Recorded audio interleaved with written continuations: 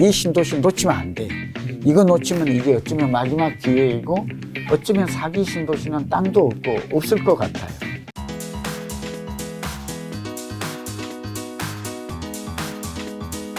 오늘의 책은 바로 살집, 팔집입니다. 네, 부동산 투자의 이제 3대 질문 중에 두 번째 질문 좀 드릴까 하는데 네. 어느 지역이 가장 유명한 건가요? 책에 보니까 뭐 미래 가치, 핵심 성장 지역 뭐 33곳이 있다고 하던데. 그렇죠. 예, 우선 여기 지금 네. 마침 넘기다가 보니까 자료가 여기 서울에 가장 공급이 부족하죠. 앞으로 서울이 가장 공급이 부족해서 집값이 가장 많이 오를 지역이고 미래의 변화도 많다. 인구 1000명당 주택수도 서울이 가장 좀 낮아요. 그러니까 한 450 정도 되려면 아까 지금 질문에 좀 하고. 그 다음에 여기는 이제 땅값이 이렇게 오르고 있죠. 왜냐하면 지금 지역을 얘기할 텐데요. 눈여겨봐야 될 게 땅값이 오르면 집값이 오른다. 집값이 올랐다면 땅값이 오른다. 지금 이제 10년째 오르고 있어서 지금 좀 꺾이고 있죠. 네. 그러니까 땅값이 꺾이면 집값도 꺾입니다. 네. 그러니까 집값을 잡으려면 전세값과 땅값을 잡으면 됩니다. 네. 정부가. 가장 원리고. 이 땅값이 많이 오르는 지역이 앞으로 유망한 지역이 되겠습니다. 네. 그 지역을 지금 좀 설명드릴게요. 가장 중요한 게 사실은 우리가 모든 지역은 성장 지역과 비성장 지역으로 나눌 수 있어요. 작가님. 네. 이게 이렇게 구분을 간단하게 하는 게 참 중요해요. 브레인드 접근에서. 그런데 성장 지역이란 뭐냐 그러면 인구가 증가하고 소득이 증가하고 이제 인프라. 이 가장 교통이 중요해요. 그 얘기를 좀 드리려고요. 네. 교통 인프라가 중요하고요. 그리고 작가님 아시겠지만 우리나라는 어떤 지역을 개발을 주도하는 게 중심 세력이 주체가 개인일까요? 기업일까요? 국가나 지방자치단체일까요? 국가나 지방. 당연하죠. 네. 서울시도 그렇고. 네. 그래서 그런 의미에서 국가나 지방자치단체가 이 도시계획이라든지 국토계획 같은 걸 수립을 해요. 그냥 무작정 안 하죠. 공무원들이 똑똑하고 네. 이러니까. 이 공무원들이 결국은 도시계획 공무원들 들어보셨죠. 네. 건축. 이분들이 밥 먹고 연구하는 게 이 도시를 얼마나 도시 경쟁력이 좋게 하고 삶의 질을 높일 것인가. 네. 그걸 좀 눈여겨 주목을 해야 돼요. 네. 이 네 가지. 그러니까 인구가 증가하고 인구 밀도죠. 소득이 증가해야 돼요. 성장하고 있는 거죠. 네. 인프라 이런 변화가 많은 지역을 지금 소개하려고 그러거든요. 네. 그러니까 이걸 4대 성장 지표인데 성장하는 지역을 성장도시, 성장지역이라고 그래요. 그다음에 정치하는 데도 있어요. 성장도 안 하고 후퇴도 안 하면서 그다음에 쇠퇴지역과 축소지역 용어를 좀 잘 기억할 필요가 있어요. 네. 여러분 부동산 투자에 성공하기 위해서는 세 가지가 중요해요. 시기 선택, 지역 선택, 네. 상품 선택. 이제 하나씩 보고 가잖아요. 네. 그래서 이걸 4대 성장 지표로 한다는 걸 저를 읽더라도 잊어먹더라도 꼭 기억하세요. 네. 이거 몰라가지고 지역 선택 잘못하면 강남은 예를 들면 성장 지역이에요. 마포, 용산 같아요. 만약에 성장 지역은 부동산 경기가 아까 꺾일 수 있다고 그랬죠. 네. 하락했다 하더라도 성장 지역은 가장 먼저 반등해요. 그리고 가장 많이 올라요. 네. 그래서 성공해요. 근데 외곽이나 이 쇠퇴 지역에 잘못 가면 네. 경기가 좋아지는데 내 것은 빨리 뜨거워지지가 않아요. 그러면서 굉장히 스트레스를 받아요. 그렇죠. 다른 데 오를 때 내 거 안 올라봐요. 이것도 굉장히 힘들어지거든요. 그렇죠. 다행히 이 문재인 정부 들어서는 이런 현상이 적었어요. 작가님. 왜 그랬죠? 24번이나 내놓고 두 번째는 풍선 효과라고 그래서 자꾸 규제를 여기 하면 네. 옆으로 가는 바람에 결국 파주와 김포까지 올랐잖아요. 네, 다른 그렇죠. 때 같으면. 그렇죠. 그거는 예외적 상황이고 보통은 그렇지가 않아요. 자, 넘어갈게요. 그 다음에 입지라는 걸 좀 알아요. 그러니까 성장 지역 중에서도 조금 이따 핵심 입지를 얘기할 것인데 네. 이게 중요해. 여러분 강남이라고 그래서 작가님도 다 모든 강남 지역이 똑같이 올랐다고 생각해요? 아니요. 예, 삼성동도 달라요. 오른 데와 다르고 강남도. 이 송파라고 그래서 똑같이 다 오를 것 같아요. 이 잠실하고 거여 마천 뭐 풍남 이런 데는 또 달라요. 네. 그래서 입지가 중요해요. 네. 핵심 입지라고 그래요. 네. 그게 말하자면 이 주거 입지 조건인데요. 요걸 좀 보십시오. 쾌적성, 얼마나 쾌적한가, 편리한가, 네. 접근성이 교통이 좋은가, 직주 근접이죠. 안정적이냐, 이렇게 교통, 교육 이런 것들이 잘 되어 있는 걸 봐야 되고요. 뭐 주거 지역 같은 경우에는 또 지역 요인, 개별 요인이 있어요. 네. 그런 얘기를 좀 하고, 그러니까 한마디로 네 가지를 보십시오. 네 가지. 하나는 첫째는 교육이 잘 되어 있어야 돼, 자녀. 네. 교통. 세 번째는 편익시설, 뭐 홈플러스라든지 롯데마트라든지 이런 거 네. 있죠. 뭐 신세계, 뭐 이런 것들이 있는 것들이. 네 번째는 좀 녹지 공간이 많아야 돼요. 네. 이런 것들이 살기 좋은 곳이에요. 주거 가치라고 그래요. 네. 통칭해서 주거 편리함.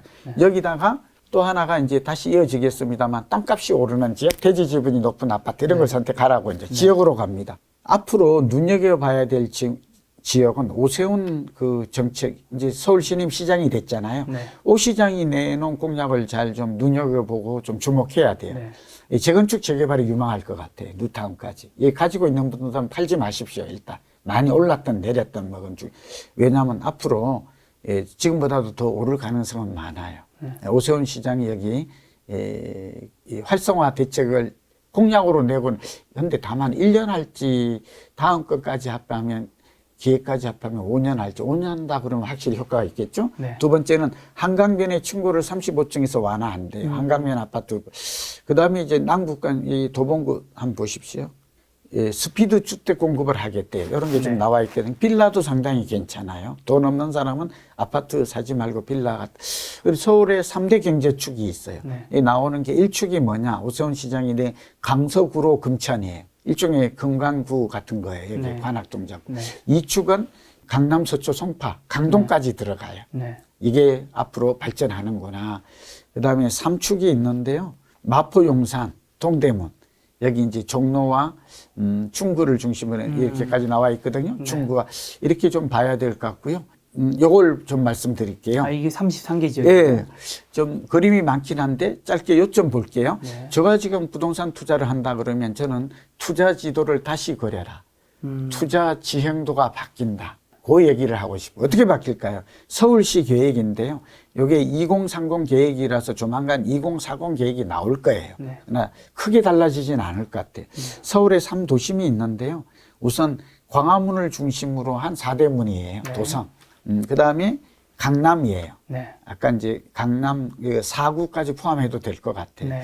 영등포 여의도예요. 여기 변화가 많죠. 네. 여의도가 좀 그다음에 이 광역 중심이 있어요. 이게 용산은 사실은 거의 도심권이 변화가 참 많아요. 네. 용산에는 집을 사거나 부동산. 근데 요즘 변화가 많은 게 청량리, 왕십리 막 이런데 GTX, ABC 들어가는 거 막 아시죠? 그다음에 여기 창동, 상계도 여기 지금 굉장히 아까도 나왔지만 네. 발전 성장 중심이 되죠. 상암, 수색은 다 마찬가지고 마곡, 가산, 대림, 잠실 말할 것 없죠. 네. 그다음에 여기 이 동대문 요즘 뜨는 저는 뭐 여기 이 망우동 이런 데 좀 주목하라고 말하고 싶어요. 네. 상공, 망우. 네. 예, 좀 덜 떴던 데가 요즘 면신내 많이 오른 거 아시죠? 네. 불과. 예, 신촌 마포야, 공덕이야. 여기 봉천동 최근에 많이 올랐어요. 네. 그래서 이런 지역들을 좀 서울시가 이 지역을 중심으로 해서 앞으로 개발을 하겠대요. 그러니까 그게 맞추어서 해야 되겠죠. 행정계획이죠. 이 서울에서는 지금 총 21개 지역이잖아요. 네. 이 지역이 괜찮다는 건가요? 예, 그리고 이 지역 중에서 혹시 그러면 제일 위에 도심이 제일 더 괜찮은 건가요? 그렇죠. 위로 갈수록. 아, 그리고 도심이고 그다음에 강력지 그 옆 지역 중에 인접 지역이 좋아요. 네. 만약에 여기서 꿀팁을 하나 드리면 광화문에 올랐다 그러면 네. 예, 광화문에 뭐 경희궁의 아침에 뭐 이런 거 있잖아요. 뭐 올랐다 그러면 바로 옆에 있는 마포로 뛰어가야 돼요. 마포나 용산이나. 네. 그리고 마포를 또 놓쳤어. 바빠서. 네. 놓칠 수 있죠. 네네. 그러면 바로 서대문을 가야 돼. 바로 인접 근처. 효과예요. 인접 효과. 서대문을 또 놓쳤어. 그럼 어디로 가야 돼요? 어디로 가야 되나요? 서대문 옆 연신내가 있는 게 은평구죠. 은평구를 또 놓쳤어. 그것도 네. 끝이 아니야. 고양이, 삼성 이런 데를 가야 돼. 네. 그리고 이렇게 확산이 돼. 네. 만약에 강남을 놓쳤다 그러면 성동구로 가야 돼요. 강한 압구정 보면 금호나 뭐 옥수동 있잖아요. 네. 예, 그 다음에 서초구에서 하는데 놓쳤다. 그럼 동작구로 가요. 흑성이나 사당. 이것도 하나의 방법이에요. 네. 굉장히 인접성. 좋습니다. 예, 참. 그 다음에 다음 번을 한번 보죠. 한강변은 가치가 자꾸 올라가요. 여기가 이제 공원의 역할도 하고 한강 조망권의 가치. 예, 신반포 아크로 리브팍이라고 들어보셨죠? 알고 신반포에. 있습니다. 그게 한강이 보이는 곳과 안 보이는 곳의 가격 차이가 34평, 약 8억에서 10억 차이가 나요. 네. 보이면 36억, 안 보이면 26억이에요. 네. 그 한강 값이 얼마예요? 거의 10억이나 돼요. 네. 아파트 한 채 값이. 네. 이거는 이제 물론 강남이라는 특수 시장이지만 한강변을 주목해. 그러니까 저 언덕에 있는 아파트 용산도 많잖아요. 마포나 이 살 때는 저는 한강이 보이는 곳이 2, 3억 높더라도 사는 게 답이다. 예, 그런 얘기. 그래서 강서 지역은 한강 보이는 거 주목할 필요가 있고요. 네. 서울시 생활권이 중요한데 이 강남은 비싸잖아요. 네. 근데 앞으로 이제 서남권하고 이 동부권이 좀 뜨고 있다라는 거. 네. 그동안 도심과 동남권이 떴잖아요. 네. 예, 그런 얘기를 좀 해볼 수 있고. 변두리 지역 보세요. 신내라든지 이런 것들. 수서나 뭐 양재는 변두리라도. 근데 여기 이제 게이트웨이 이펙트라고 그래서 개화도 단독주택 같은 거 좋아요. 그 공항 옆에. 네. 예, 여기 이제 온수도 있고요. 네. 석수 이런 동은 잘 눈에 익질 않죠. 네. 괜찮아요. 그리고 앞으로 시흥, 과천, 광명, 뭐 안산까지 이 네. 신안산선 되는 이 교통 소외 지역에서 교통 편익 지역으로 바뀌는 것들 뉴타운도 좀 관심 있게 보시고요. 네. 예, 여기 도시 재생 지역도 잘 봐야 돼요. 송정동 같은 경우는 도심이거든요. 상수동 여기 이 단독주택지가 있어요. 네. 이 도시 재생하는데 땅값이 2,000에서 2,500 하는데 성수동은 이게 4차선 도로변 하나를 두고 그게 얼마 하는 줄 아세요? 그 성동세무서 있고 예를 들면 꿀팁을 하나 드리면 5천, 6천만 원 해요. 4차선 돈을 하거든. 예, 이런 것들이 도시 재생이 된다면 네. 똑같지는 않겠지만 비슷해질 가능성이 있죠. 네. 거기가 또 동부 간선도로가 지하화되는 거. 네. 그 주목해. 이 도시철도 보시고 GTX를 잘 보셔야 돼요. 네. 요 사이에 들어가는 앞으로 청량리 서울역 좋아지는 거 아시죠? 용산 좋아지고 삼성. 요 어쩌면 사각형 요 안이 가장 노른자입니다. 빌라를 사더라도 이 안에 사면 절대 실패하지 않아요. 그리고 이제 이렇게 새로운 GTX A와 C가 노선이 참 좋아요. 네. 이제 D 노선까지 생긴다는 거잖아요. 네. 그러니까 새로운 노선이 신설 역세권을 잘 봐야 돼요, 작가님. 기존의 역세권은 이 공덕동이나 이런 것들은 이것도 이제 새로운 역세권이 또 생겨요. 역세권이 하나 생기면 집값이 보통 15에서 23% 올라가거든요. 두 개가 올라가면 거의 40% 올라요. 네. 그러니까 굉장히, 그러니까 현재의 역세권은 다 편리함이 가격에 반영이 돼 있어요. 네. 신설 역세권을 주목하라. 꿀팁을 드리면 저는 신설 역세권이 될 때 한 2, 3년 전에 들어갈 것 같아요. 그러면 근데 어떤 사람은 발표될 때 가면 몹시 힘들어. 이 지하철 개통이 자꾸 늦어지는 경우 많이 봤죠. 그렇죠, 그렇죠. 그러면 한 5, 6년 전에 들어갔는데 한 7, 8년을 계속해서 지하철만 이렇게 봐야 되는 그 또 그 인내심이 필요해요. 신안산선 잘 보십시오.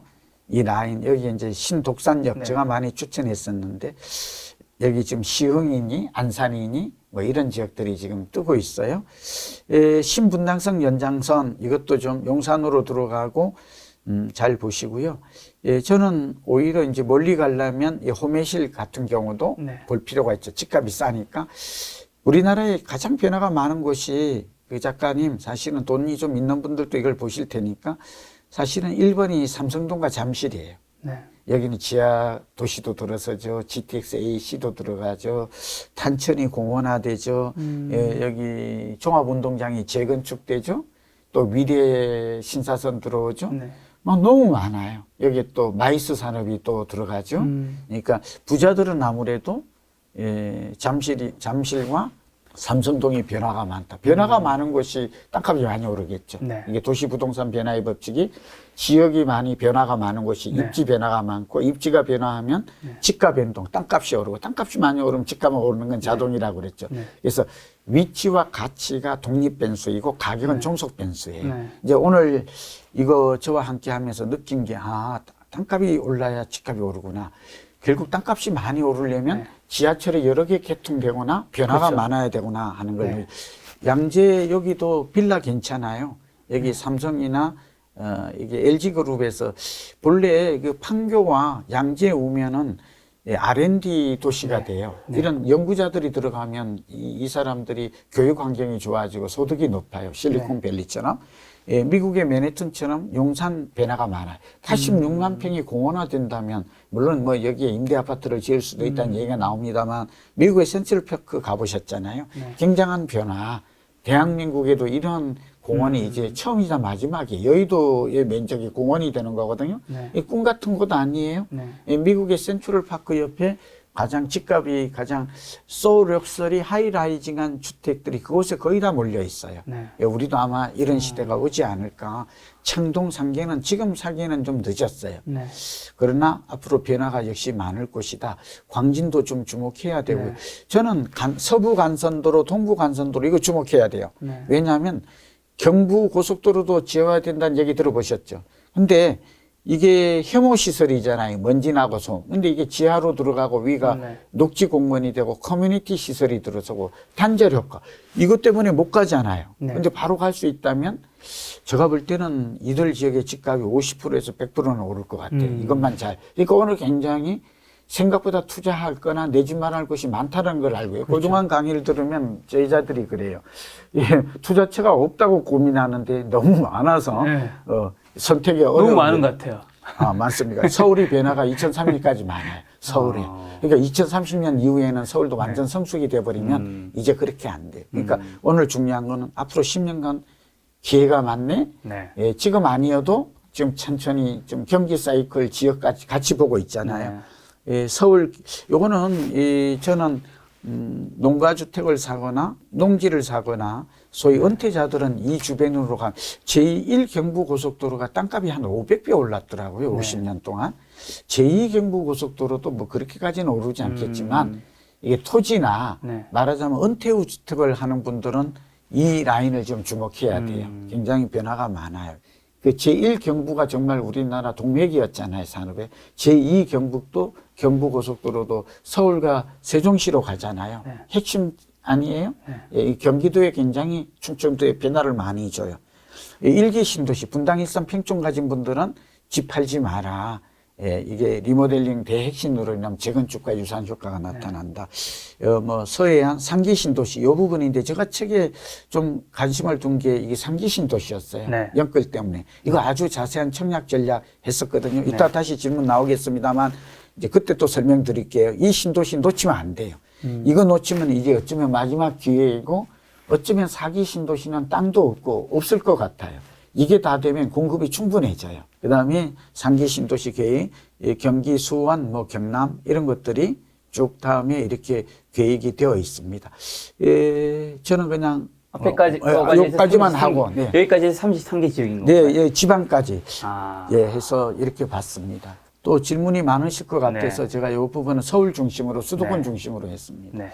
여러분 제가 이 자료는 지금 1번부터 33번까지 있는데요. 요거는 지금 영상이 다 끝난 다음에 영상 끝에 차례대로 띄울 테니까요. 요거 이제 보고 투자하실 분들은 그 장면마다 다 스캔하셔서 참고하시면 뭐 원장님께서 뭐 되게 노력하셔서 되게 만드신 좋은 자료니까 이거 비밀이에요. 도움되지 않을까. 비밀 자료를 대공개하면.